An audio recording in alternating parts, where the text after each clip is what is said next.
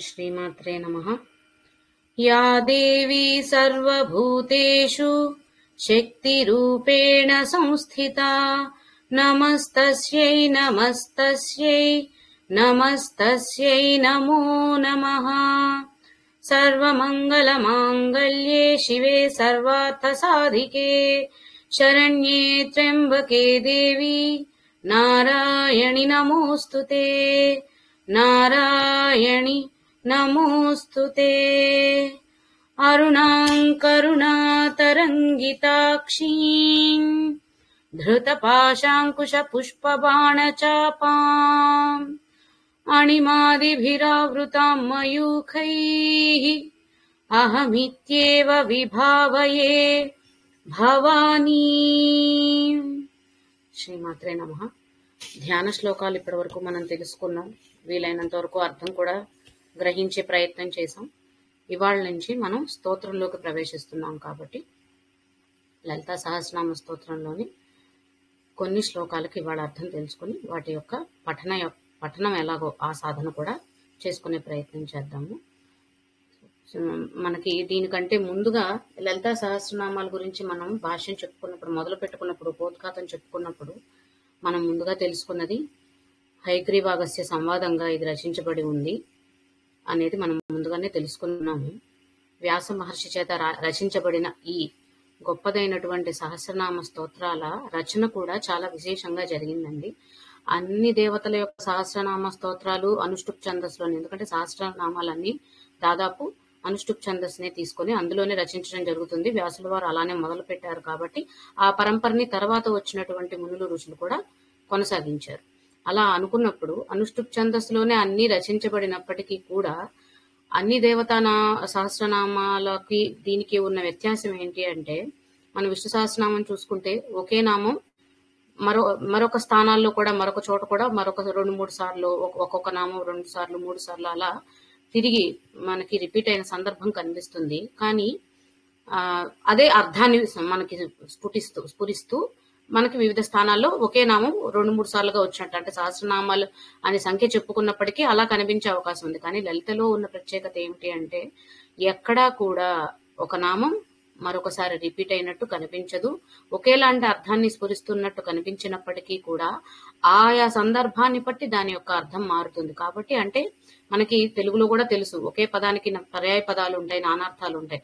ఒకే పదం ఉన్నాయి అయినప్పటికీ కూడా దానికి వివిధ రకాలైనటువంటి అర్థాలు సందర్భానుసారంగా మారిపోతూ ఉంటాయి. కాబట్టి అదే విధంగా ఇక్కడ కూడా సంస్కృత పదం ఒకటే అయినా ఆ పదానికి అర్థం నార్మల్ గా మనం కామన్ గా తీసుకునే అర్థం ఒకటే అయినప్పటికీ ఆ ఏ వర్ణనలో ఆ పదాన్ని ఉపయోగించారు అన్న దాన్ని బట్టి దాని అర్థం మారిపోయింది. ఆ విధంగా చూసుకున్నట్లయితే లలితా సహస్రనామంలో వచ్చిన మొత్తం నామాలు ఎక్కడా కూడా తిరిగి మళ్ళీ రిపీట్ అయిన దాఖలాలు లేవట. అవన్నీ కూడా దేనికదే విభిన్నమైన నామం తప్ప ఒక నామం మళ్ళీ ఇంకొకసారి తిరిగి కనిపించిన సందర్భం లేనే లేదు లలితా సహస్రనామంలో అనేది కూడా చెప్తారనమాట. అలాగే మొత్తం నామాల సంఖ్య చూసుకున్నట్లయితే, మన నామాల అంటే ఒక్కొక్క నామం మనం ఒక్కొక్క నామం కింద కౌంట్ చేసుకుంటే సహస్రం అవుతాయి అనేది అది వేరే విషయం. అది పక్కన పెట్టుకుంటే మనం మొత్తం శ్లోకాలు చూసుకున్నట్లయితే ఉన్న శ్లోకాలన్నింటినీ ఏ చరణానికి ఆ చరణం తీసుకుంటూ అలా తీసుకున్నట్లయితే అది 356 సంఖ్యని సూచిస్తుందంట. అంటే సంపూర్ణత్వం, పరిపూర్ణత్వం. 356 అంటే ఒక సంవత్సర కాలం కదా, ఒక సంవత్సరం పూర్తిగా గడిచినంత. అంటే మనం సింపుల్ గా చెప్పుకోవాలి అంటే, అమ్మవారి ఒక్కొక్క నామాన్ని సంవత్సరంలో ఒక్కొక్క రోజు మనం ధ్యానం చేసుకున్నా కూడా సరిపోతుంది. అంటే ఒకవేళ స్తోత్రం మొత్తాన్ని మనం చదవగలుగుతున్నాము అంటే ఒక సంవత్సర కాలం అమ్మవారి సాధన చేసినంత, లేదంటే ధ్యానం చేసినంత ఫలితం దక్కుతుంది అని కూడా అనుకోవచ్చు. ఇది జనరల్ గా మన అందరికి సహజ సిద్ధంగా అర్థం కావడం కోసం చెప్తున్నాను. సో ఇక్కడ పరిపూర్ణత్వం 360 డిగ్రీలు అంటే కంప్లీట్ ఒక సర్కిల్ కదండి. అలాగా ఒక పరిపూర్ణత్వాన్ని, సంపూర్ణత్వాన్ని సూచించేది సహస్రనామ స్తోత్రాలు అనమాట. అంటే ఈ సహస్రనామ స్తోత్రాల నిర్మాణం అంటే ఏదో ఆ దేవతకి సంబంధించి మనకు ఊహలో కలిగిందో, మనకు అనిపించిందో, మన మనసులో స్ఫురించిందో ఏదో ఒక నామం రాసేసాము అని కాకుండా వాటి వెనకాల సైంటిఫిక్ గా కూడా ఇంత స్టడీ చేసిన తర్వాత సహస్రనామ స్తోత్రాన్ని మనకు అందించారు ఋషులు. అంతటి గొప్ప స్తోత్రాన్ని, అంటే వాళ్ళు సైంటిఫిక్ గా చేయాల్సిన అరేంజ్మెంట్స్, జామెట్రికల్ అరేంజ్మెంట్స్, ఇంకేవైనా సరే అన్ని వాళ్ళు చేసేసి మనకి ఇచ్చిన తర్వాత వాటి యొక్క గొప్పతనాన్ని అర్థం చేసుకుని సాధన చేస్తే చాలు ఆ ఫలితం. అంటే మనకి ఎంతో సులువుగా పని జరిగిపోయే విధంగా వాళ్ళు అంతా అమర్చి ఇచ్చారు. అలాగే ఇందులో ఉండే ప్రతి నామంలో కూడా ప్రతి నామము ఎంతో గొప్పదైనది, పవిత్రమైనది. ఎందుకు అంటే మనకి బీజాక్షరాల గురించి తెలుసు, బీజాక్షరాలకు ఉండే శక్తి గురించి తెలుసు. బీజాక్షరాలను ప్రత్యేకంగా ధ్యాన రూపంలోనో లేకపోతే జప రూపంలోనూ చేయాలి అంటే సరైన గురు నిర్దేశం ద్వారా మనకి బోధ జరిగి ఆ తర్వాతే మనం సాధన చేసి దానికి తగ్గ ప్రక్రియలు ఏవైతే ఉంటాయో అవన్నీ చేసుకుంటూ సాధన చేసినప్పుడు మాత్రమే దాని శక్తిని మనం పొందగలుగుతాం. కానీ స్తోత్రంలో మనకి లలిత సహస్రనామ స్తోత్రంలో ఉన్న ఇంకా సులభతరమైన విశిష్టత ఏమిటి అంటే అమ్మవారి నామాల్లోనే మనకి తెలియకుండానే బీజాక్షరాలను చొప్పించి ఉంచడం వలన మనం ఆ నామ స్మరణ చేస్తున్నంతనే, నామ ధ్యానం చేస్తున్నంతనే బీజాక్షర పారాయణ చేసిన ఫలితం కూడా లేదా బీజాక్షర ధ్యానం చేసిన ఫలితం కూడా మనకి దక్కుతుంది. అందుకే ఎప్పుడు కూడా అర్ధ దోషం జరగకుండా, శబ్ద దోషం జరగకుండా మనం సరైన ఉచ్చారణతో పారాయణ చేయడం ఎందుకు ఆవశ్యకం అని అంటే దాని వెనకాల ఉన్న ప్రత్యేక ముఖ్యమైన కారణాలు ఏంటి అంటే ఇవేనండి. ప్రతి అక్షరము లేదా ప్రతి నామము, ప్రతి పదము కూడా ఎందులో ఏ పదం వెనకాల బీజాక్షరం ఉంది అనేది తెలుసుకోవాలి అంటే దానికి లోతైన పరిశీలన కావాలి. ఆ పరిశీలన శక్తి మనకు కావాలి. దానికి తగ్గ కార్యక్రమం మనం చేయగలగాలి. కాబట్టి వాటి గురించి ఎక్కువ ఆలోచించకుండా, అంత లోతుగా మనం ఆలోచించకుండా ఒక నామాన్ని మనం స్మరిస్తున్నాము లేదా జపిస్తున్నాము అన్నప్పుడు ఆ నామంలో ఉండే శక్తి ఏదైతే ఉందో దాన్ని పరిపూర్ణంగా మనం అందుకోగలగాలి. అప్పుడు మాత్రమే జన్మ సాఫల్యం అంటారు కదా, దేవతాస్తుతులు ఎందుకు చేసుకుంటాం? వాటి కోసమే చేస్తాం. సో ఆ సాఫల్యత మనకి చేకూరాలి అని అనుకున్నప్పుడు తప్పకుండా కూడా వాటి యొక్క ఉచ్చారణ మీద శ్రద్ధ పెట్టాలి. ప్రతి ఒక్క అక్షరం ఒక బీజాక్షరంగా పరిగణిద్దాం. ఎందుకంటే ఎక్కడ బీజాక్షర శక్తి ఉందో మనకి తెలియదు కదా. కాబట్టి ప్రతి ఒక్క అక్షరంలోనూ ఆ బీజాక్షరం ఉంది అని అనుకుని భావించినట్లయితే ఆ గౌరవంతో, ఆ నమ్రతతో, ఆ భక్తి భావనతో మనం ఎప్పుడైతే నామ ఉచ్చారణ, స్తోత్ర పారాయణ చేయగలుగుతామో అందరికీ సంపూర్ణమైన ఫలాలు తప్పకుండా దక్కుతాయి. సంపూర్ణమైన ఫలితాలు అంటే మళ్ళీ మనం కోరుకునే బాహ్య కోరికలు ఏవి కాదండి.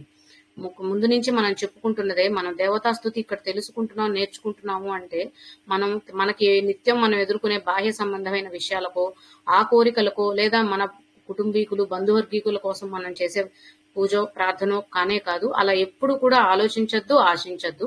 అది కాదు మన జన్మ సార్థకత కావాల్సింది.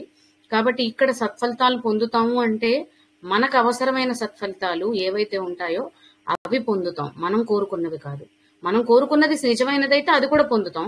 కానీ ఆ కోరుకున్నది కోరిక ఎలా ఉండాలి అంటే ఈ జన్మ సార్థకతకు, మోక్షానికి, ముక్తికి కావాల్సిందిగా ఉండాలి. మళ్ళీ మన బాహ్య విషయాలకు సంబంధించి లేదా మన కుటుంబ వ్యవస్థకు సంబంధించినవో, మన సాంఘిక సమాజానికి సంబంధించినవో కాదు. సాంఘిక సమాజానికి అంటే అందులో నుంచి మనం ఏదో పొందాలని కాదు. మన వల్ల నలుగురికి మంచి జరగాలనుకుంటే అది మంచి కోరిక. కానీ నలుగురు మనకి మాత్రమే మంచి చేయాలనుకుంటే అది ఆలోచించవలసిన విషయం. కాబట్టి అలాంటి కోరికలు నెరవేరుతాయి అన్న భరోసాని కూడా ఇక్కడ ఎవరూ ఇవ్వలేము. కాబట్టి అది కాదు ఇక్కడ జరిగేది. ఇక్కడ జరిగేది ఏంటి అంటే సత్ఫలితాన్ని పొందడం అంటే మన సాధనలో మనకు కావాల్సిన ఫలితాన్ని పొందగలుగుతాము. మనం ఖడ్గమాల నేర్చుకున్నప్పుడు కూడా ఇదే అర్థాన్ని ఎప్పుడు కూడా మనం తీసుకోవడానికి, స్వీకరించడానికి ప్రయత్నం చేశాం.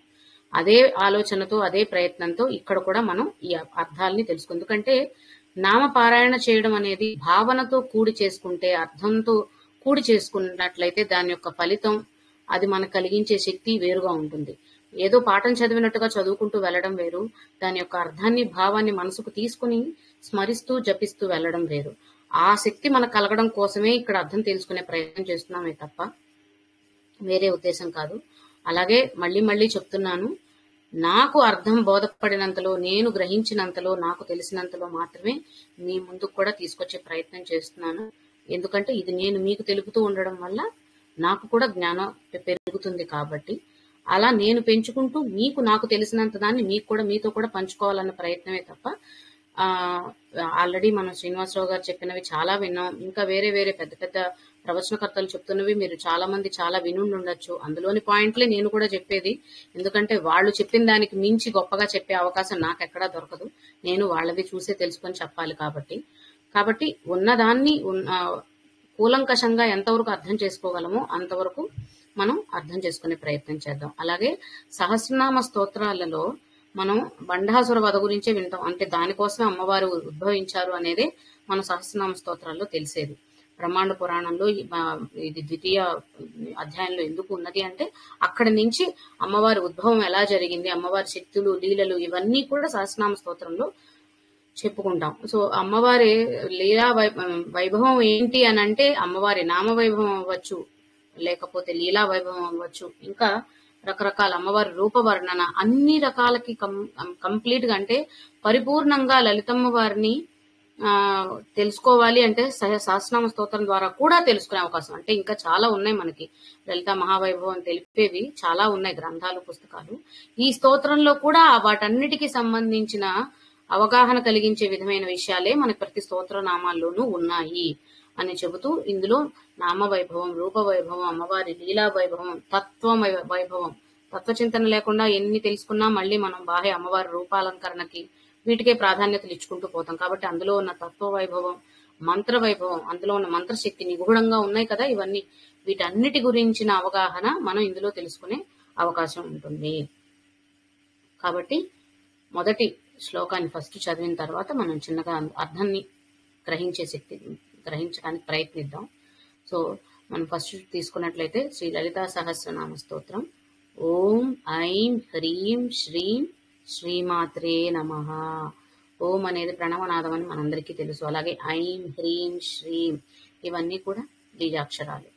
శ్రీ హయగ్రీవ ఉవాచ, హయగ్రీవుడు పలికారు. ఓం శ్రీమాతా శ్రీ మహారాజ్ఞి శ్రీమత్ సింహాసనేశ్వరి చిదగ్నికుండ సంభూత దేవకార్య సముద్యత.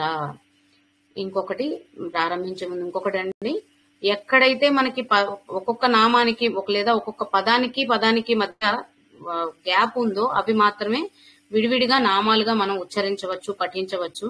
ఎక్కడైతే కలిపి ఒకటే పదంగా ఉన్నాయో వాటిని ఎక్కడా కూడా మధ్యలో మనకి అనుకూలంగా ఉండే విధంగా తుంచి విభజించి చదివేలాగా ఎవరు సాహసించద్దు. అది పూర్తిగా అర్థభేదం కలిగిస్తుంది, దోషం కలిగిస్తుంది. కాబట్టి పద విభజన ఎక్కడ జరుగుతుందో అక్కడ మాత్రమే మీరు కూడా ఆపి చదవడానికి ప్రయత్నించండి. ఒకవేళ అక్కడ ఎక్కడా పదాలు విభజించి లేవు, కలిపి ఒకటే ఉంది అంటే అది మొత్తం ఒకటే నామం అనే అర్థం.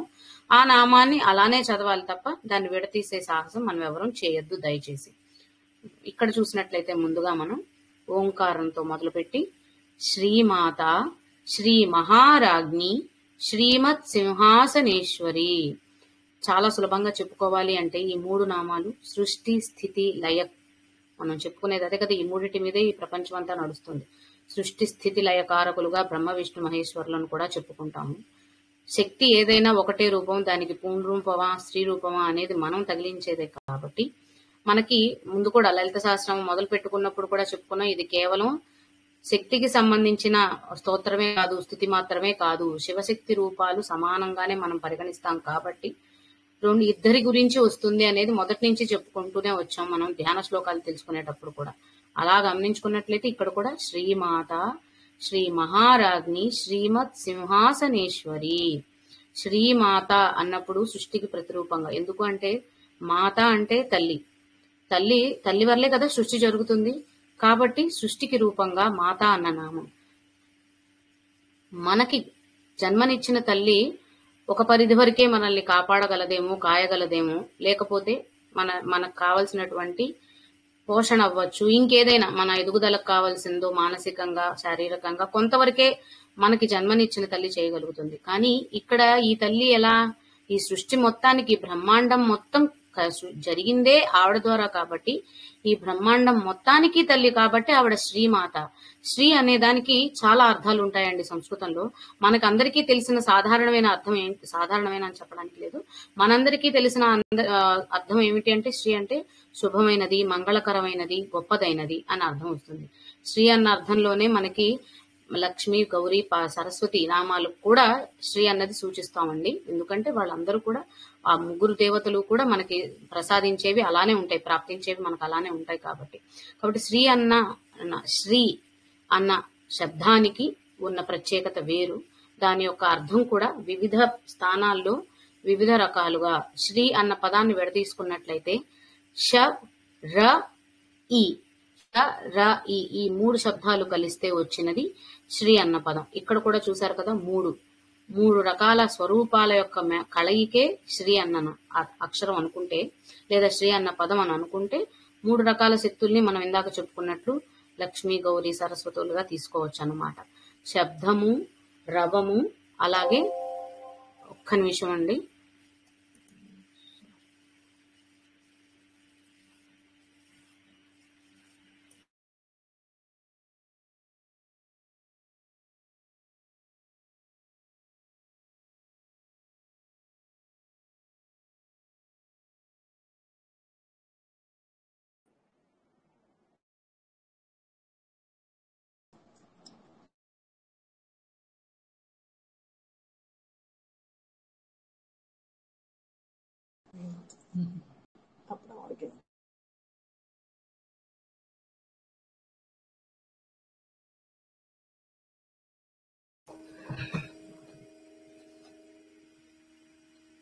సో శ్రీమాత అన్నదానికి చూస్తున్నాం కాబట్టి శ్రీ అన్న శబ్దంలో శబ్దము, రవము, అలాగే శక్తి బీజం.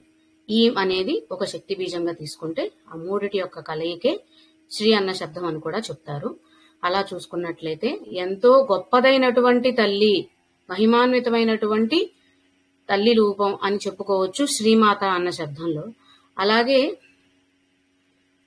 ఒక తల్లి బిడ్డని ఎలా కాపాడుతుందో అని ఇందాకే అర్థం చేసుకున్నాం. సో అలాంటప్పుడు ఈ సృష్టిని, ప్రపంచాన్ని మొత్తాన్ని కూడా తను కాచుకొని ఉంటుంది. అంటే మనము అమ్మ అని అడగాల్సిన అవసరం కూడా లేదు, ఎందుకంటే సృష్టి చేసిందే తను కాబట్టి, సృష్టికర్త తనే కాబట్టి ఆ సృష్టి అంతటినీ కూడా జాగ్రత్తగా కాపాడుకోవాల్సిన బాధ్యత, అవసరం ఆవిడదే.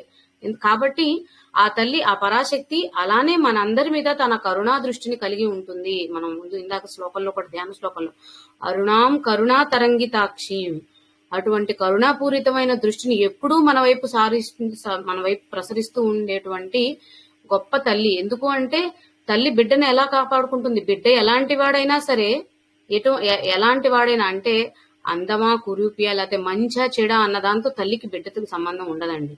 తల్లి అన్న తర్వాత ఎలా ఉన్నా సరే తన బిడ్డ తనకి గొప్పే, తన బిడ్డ తనకి ఎంతో ఆనందాన్ని కలిగిస్తుంది. అలానే ఈ తల్లి, ఈ సృష్టి అంతటినీ సృష్టించినటువంటి తల్లి కూడా మన అందరి బాగోగులు చూసుకుంటూ ఉంటుంది. అంటే మనలో మంచి వాళ్ళకైతేనే తన కరుణను కురిపిస్తుందనో, లేకపోతే ధనికులకు మాత్రమే తన కరుణను కురిపిస్తుందనో, అగ్రవర్ణాల వారికి, అగ్రకులాల వారికి మాత్రమే కరుణను కురిపిస్తుందనో, లేదంటే ఎవరు ఎక్కువ పూజలు చేశారో, ఎవరు ఎంత ఎక్కువగా తల్లిని పూజించారో, అంటే అంగరంగ వైభవంగా అంటాం కదా, అలా అంటే ధనికుల్ని, పేదల్ని వేరువేరు వ్యత్యాసాలతో చూస్తుందని కాదు, సమదృష్టితో చూడగలుగుతుంది కాబట్టి శ్రీమాత అయినది.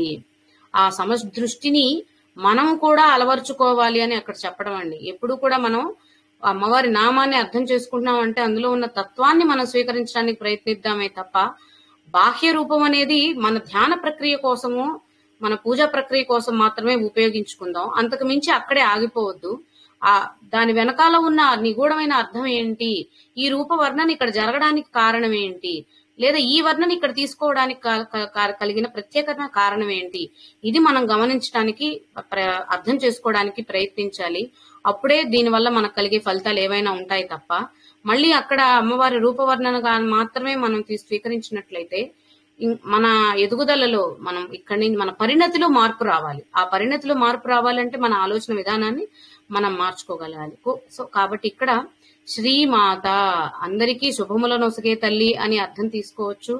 అందరినీ సమదృష్టితో చూడగలిగినటువంటి, ఇప్పుడు మనం వ్యత్యాసం చూపించగలమేమో, మనకంటే ధనికుల్ని ఒకలాగా, లేకపోతే మనకంటే బీదవారిని ఒకలాగా, మనకంటే తక్కువ కులస్తులని, లేకపోతే ఇంకే వేరే విషయాల్లో, ఏ విషయాల్లో అయినా సరే మనం ఆ వ్యత్యాసం, తారతమ్యం మనం చూపిస్తామేమో, కానీ ఒకరి నుంచి ఒకరికి ఆ తల్లి అలా చూపించగలుగుతుంది. ఆ తల్లి సృష్టిలో ఉన్నటువంటి చిన్న పిపీలికమైన చిన్న చీమైనా సరే ఒకటే, మనమైనా ఒకటే, ఎవరమైనా ఒకటే ఆ తల్లికి.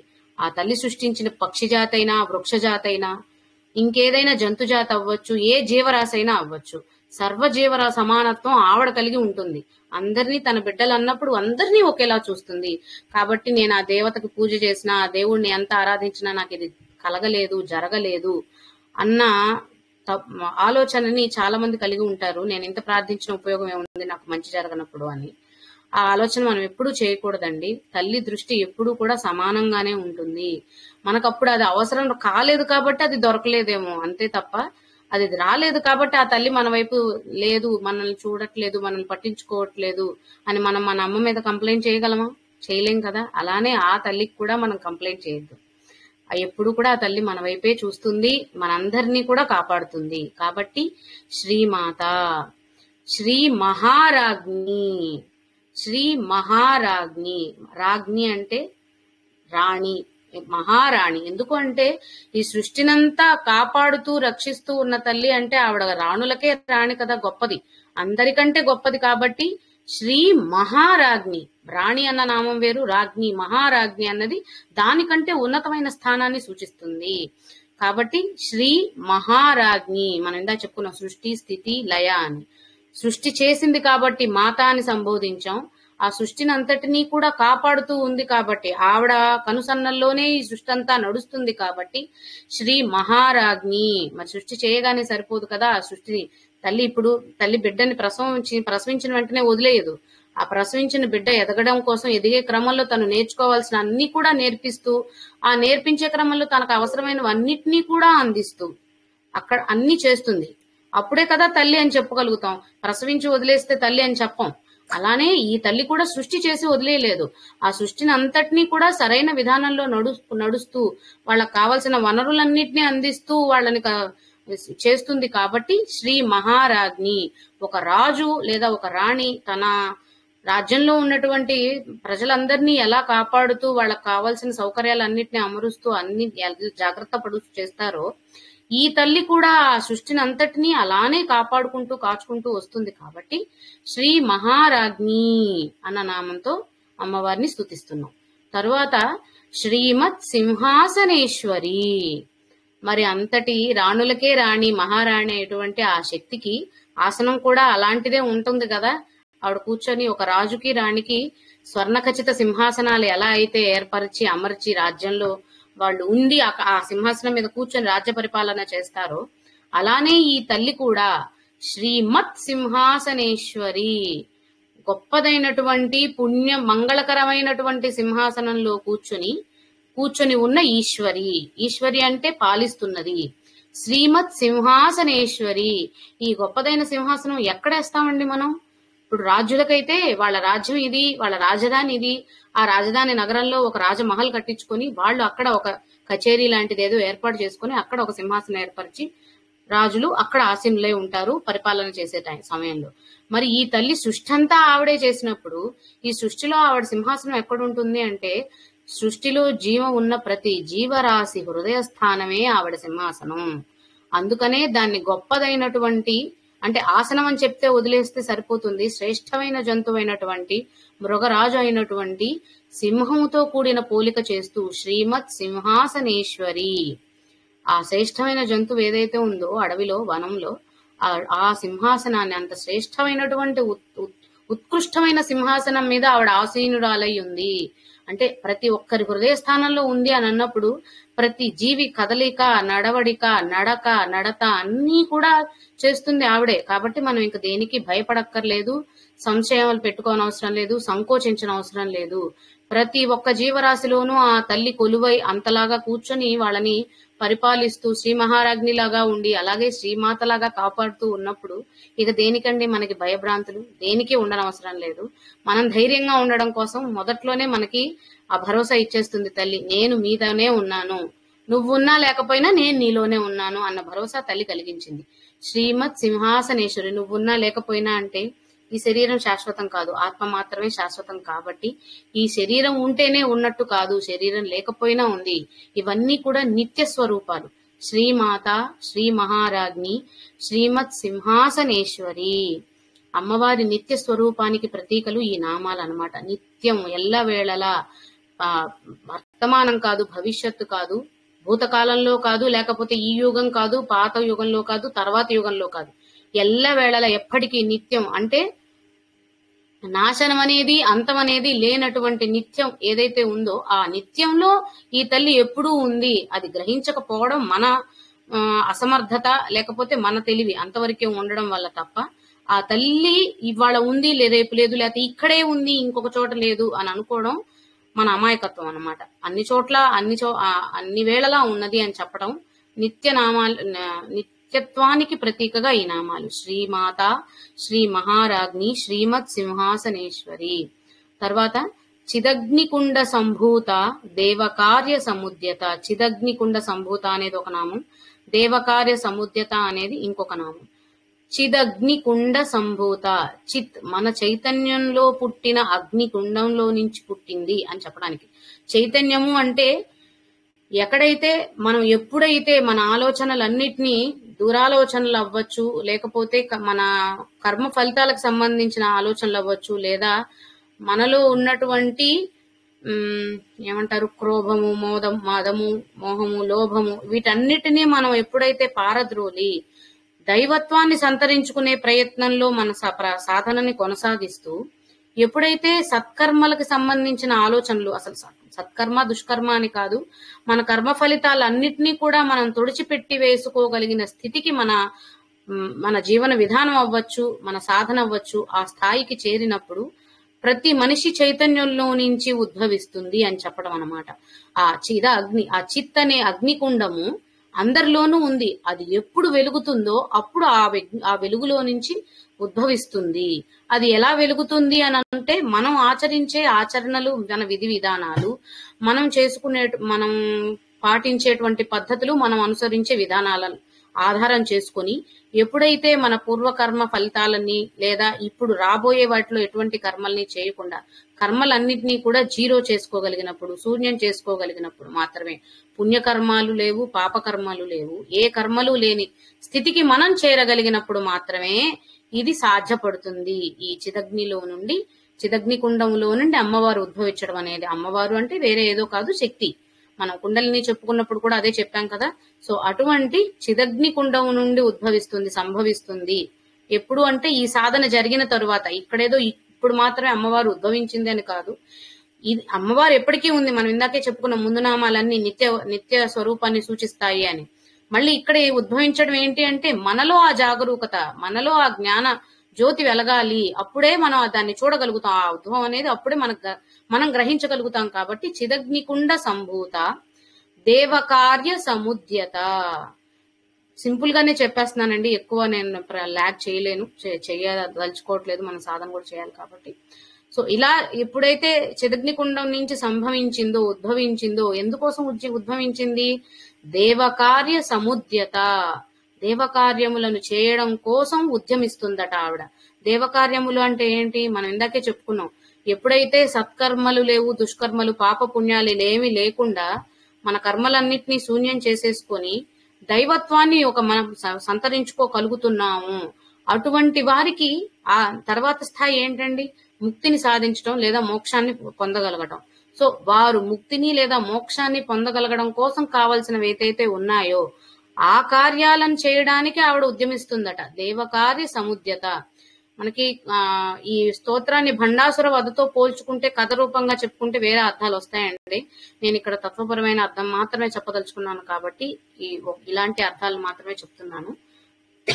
ఇంకా లోతైన అర్థాలు, భావాలు కావాలనుకున్నప్పుడు మీరు వేరే ప్రవచనకర్తలు ఇంకా ఉన్నాయి కాబట్టి వాటి చాలా విపులంగా డీటెయిల్డ్ గా ప్రతి ఒక్క నామాన్ని విశదీకరించి చెప్పినవి ఉన్నాయి. మీరు కావాలంటే అవి చూడొచ్చు. ఇక్కడ మనం చాలా వీలైనంత సులభ రీతిలో అర్థం చేసుకుంటూ సాధన చేసుకునే ప్రయత్నం మాత్రమే ఉంటుంది. అలా చిదగ్నికుండం నుండి ఉద్భవించిన ఆవిడ దైవ కార్యాలని చేయడం కోసం ఉద్యమిస్తుంది అని చెప్పడం. చిదగ్నికుండ సంభూత దేవకార్య సముద్యత. ఆ తర్వాత తీసుకున్నట్లయితే ఉద్యద్భాను సహస్రాభ, 2వ శ్లోకంలోని మొదటి నామం ఉద్యద్భాను సహస్రాభ. ఉదయిస్తున్న భానుని యొక్క సహస్రాలు అంటే వేల కిరణాలు. మనం చిదగ్నికుండం నుండి ఆవిడ ఉద్భవిస్తుంది అని అన్నాం.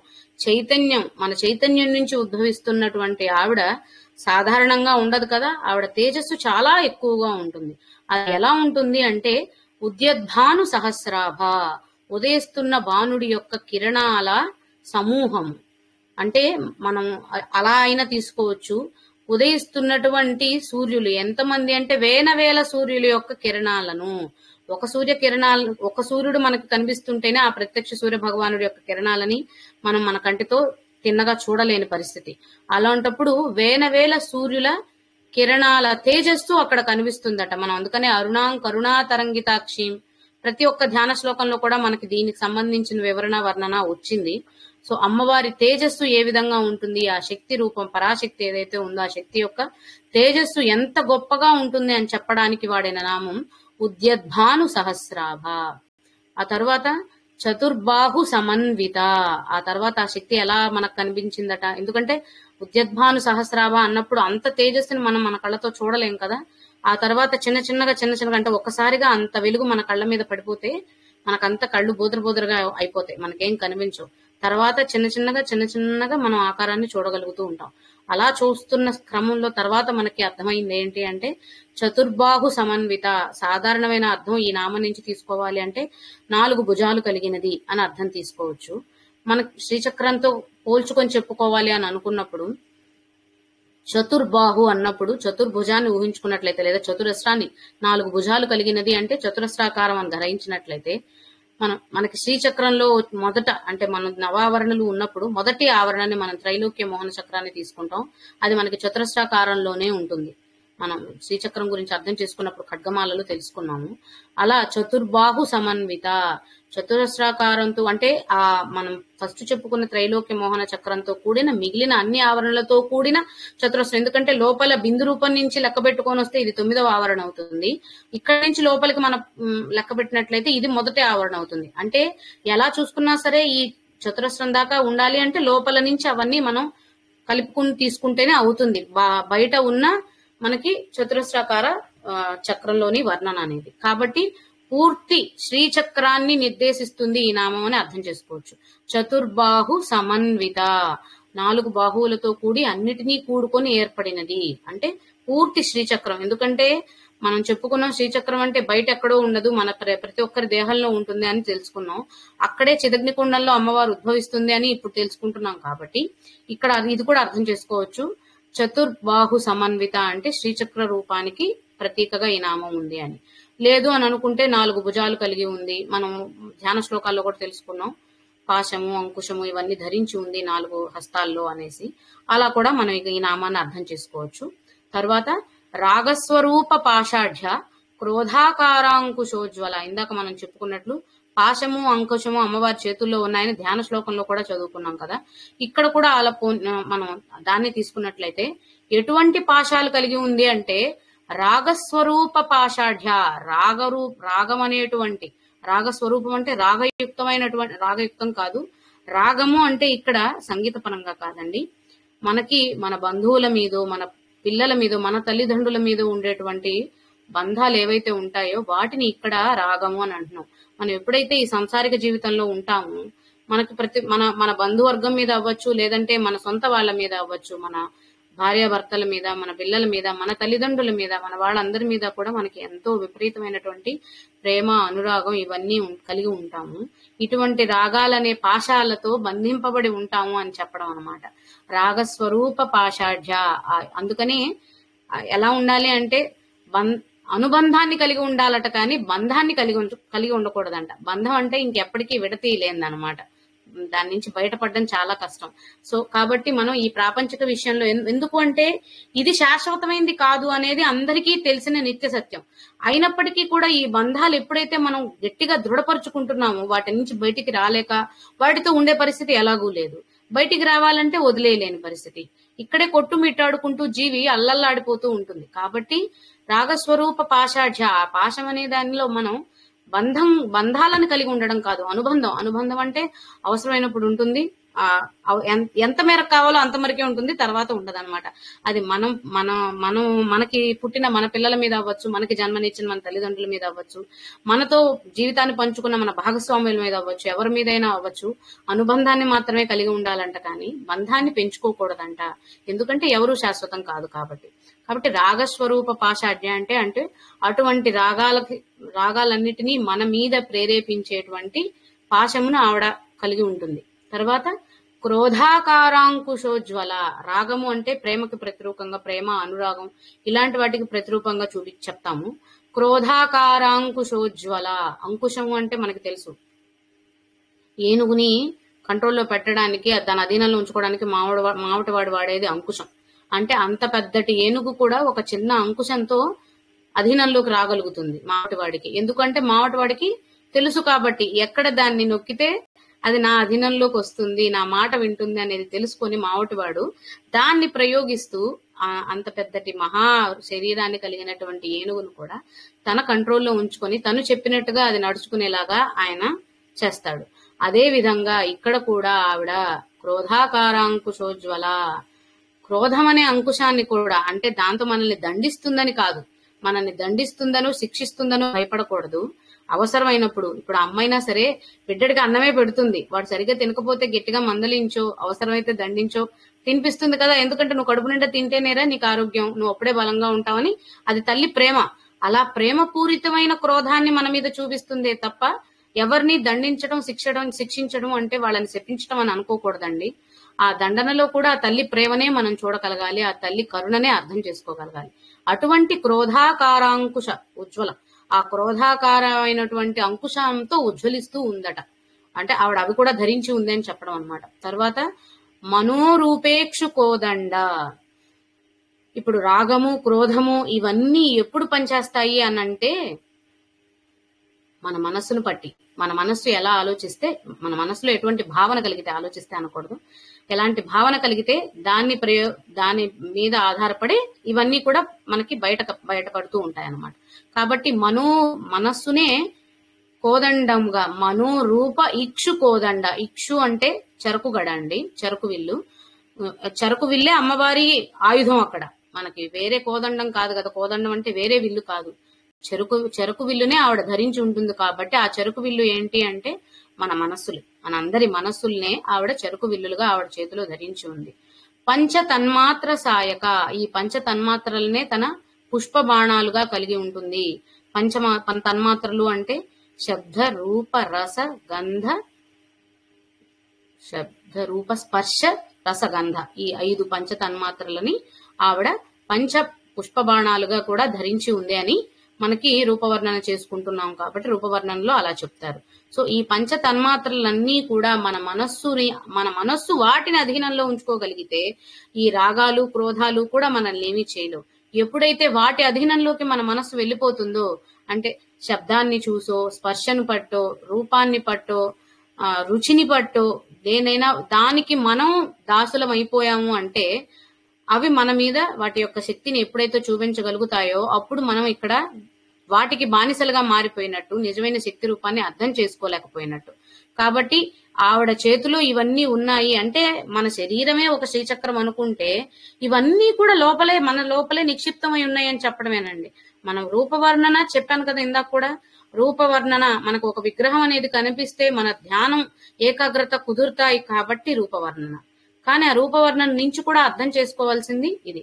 ఇవన్నీ కూడా ఉన్నాయి. ఎప్పుడైతే మన మనస్సును అధీనంలో ఉంచుకొని పంచ తన్మాత్రలన్నింటినీ కూడా అదుపులో పెట్టగలుగుతామో మనకి ఇంకా సాటి రానిది ఏదీ లేదు, సాటి అయినది ఏదీ ఉండదు అనేది మనకు అర్థమవుతుంది అనమాట. తర్వాత నిజారుణ ప్రభాపూర మజ్జద్ బ్రహ్మాండ మండల, అన్ని బ్రహ్మాండాలు సృష్టించింది ఆ శక్తే, అన్ని బ్రహ్మాండాల్లోనూ ఉన్నది ఆ శక్తే. సృష్టికర్త తనే అయినప్పుడు సృష్టిలో ఉండేది కూడా ఆసక్తే కదా. తల్లి నుంచి పుట్టిన బిడ్డకి తల్లి గుణగణాలు, తల్లి శక్తి సామర్థ్యాలు ఇవే కదా వస్తాయి. అలానే ఆ సృష్టి చేసిన తల్లివే ప్రతి చోట శక్తి ఉంది. కాబట్టి ఆ తల్లి యొక్క శక్తి ఎంతలా ఉంది అంటే నిజారుణ ప్రభాపూర మజ్జద్ బ్రహ్మాండ మండల, అంతటి గొప్ప పరాశక్తి, సృష్టికర్త లేకపోతే జగజ్జనని అనొచ్చు. ఇటువంటి శక్తి ఎంత ఉంది అంటే ఆవిడ శక్తి నిజారుణ, అరుణ అంటే ఇక్కడ కూడా మళ్ళీ సూర్య, ఆ సూర్యుని ప్రభలో అన్ని బ్రహ్మాండాలు కూడా తేలుతూ ఉన్నాయట. నిజారుణ ప్రభాపూర మజ్జద్ బ్రహ్మాండ మండల, బ్రహ్మాండ మండలాలన్నీ కూడా ఆవిడ తేజస్సు నుంచి, ఆ నిజారుణ ప్రభావం ఏదైతే ఉందో, ఆ అరుణ కిరణాలు ఎందాక చెప్పుకున్న ఆ తేజస్సులో బ్రహ్మాండం అంతా, ఈ బ్రహ్మాండ మండలాలన్నీ కూడా తేలుతున్నాయట, అందులోనే ఉన్నాయట అని చెప్పడం అనమాట. తర్వాత శ్లోకం చంపకాశోక పున్నాఘ సౌగంధిక లసత్కచ, ఇది అమ్మవారి కేశవర్ణన అండి. చంపక అశోక పున్నాగ సౌగంధిక లసత్ కచ. కచ అంటే కేశములు, జుట్టు, ఏదైనా తీసుకుంటాం అన్నమాట మనం.